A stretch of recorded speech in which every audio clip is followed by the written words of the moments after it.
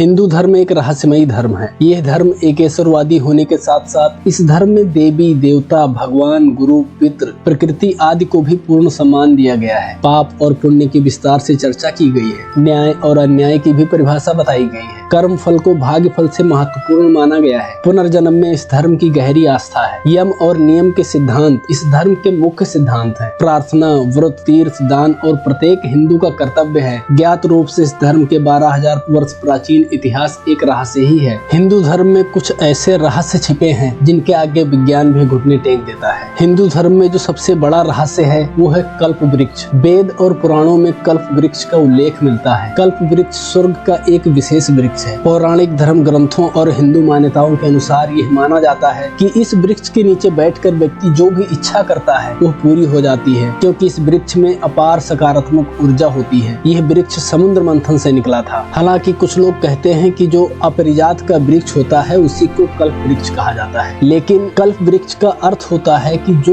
एक कल्प तक जीवित रहे। और जो दूसरा रहस्य है वो है कामधेनु गाय। कामधेनु गाय की उत्पत्ति भी समुद्र मंथन से ही हुई थी। यह एक चमत्कारिक गाय है जिसके दर्शन मात्र से ही सभी तरह के दुख दर्द दूर हो जाते थे। दैवीय शक्तियों से संपन्न यह गाय जिसके पास भी होती थी उसे चमत्कारिक लाभ मिलता था। इस गाय का दूध अमृत के समान माना जाता था। भगवान श्री राम के पूर्व परशुराम के समकालीन ऋषि वशिष्ठ के पास कामधेनु गाय होती थी। इस गाय की रक्षा के लिए वशिष्ठ को कई राजाओं से लड़ना पड़ा था। कामधेनु की अलौकिक क्षमता को देखकर विश्वामित्र के मन में भी लोभ उत्पन्न हो गया था। उन्होंने इस गाय को वशिष्ठ से लेने की इच्छा प्रकट की, लेकिन वशिष्ठ ने इनकार कर दिया। दोनों में इसके लिए घोर युद्ध हुआ और विश्वामित्र को हार माननी पड़ी थी। और जो तीसरा रहस्य है वो है उड़ने वाले सांप। सभी जीव जंतुओं में गाय के बाद सांप ही एक ऐसा जीव है जिसका हिंदू धर्म में सबसे ऊंचा स्थान है। सांप एक रहस्यमयी प्राणी है। देश भर के गाँव में आज भी लोगों के शरीर में नाग देवता की सवारी आती है। शिव के प्रमुख गणों में सांप भी है। भारत में नाग जातियों का लंबा इतिहास रहा है। कहते हैं कि 100 वर्ष से ज्यादा उम्र होने के बाद सर्प में उड़ने की शक्ति आ जाती है। सर्प कई प्रकार के होते हैं। मणिधारी, इच्छाधारी, उड़ने वाले, 1 फनी से लेकर 10 फनी तक के सांप होते हैं जिसे शेषनाग कहते हैं। नील मणिधारी सांप को सबसे उत्तम माना जाता है। हालांकि वैज्ञानिक अब अपने शोध के आधार पर कहने लगे हैं कि सांप विश्व का सबसे रहस्यमयी प्राणी है और दक्षिण एशिया के वर्षा वनों में उड़ने वाले सांप पाए जाते हैं। उड़ने में सक्षम इन सांपों को क्रोसोपेलिया जाति से संबंधित माना जाता है। दोस्तों, इसके बारे में आप लोगों की क्या राय है कमेंट सेक्शन में जरूर बताइएगा। और जो अगला रहस्य है वो है पुनर्जन्म। पुनर्जन्म का सिद्धांत सिर्फ हिंदू धर्म में ही है। यहूदी और इस धर्म से निकलने वाले धर्म ईसाई, इस्लाम इस सिद्धांत को नहीं मानते हैं, लेकिन अब विज्ञान इस पर सहमत होने लगा है। हिंदू धर्म के अनुसार आत्मा अजर अमर है। स्थूल शरीर की उम्र 120 वर्ष है और इस शरीर के आसपास स्थित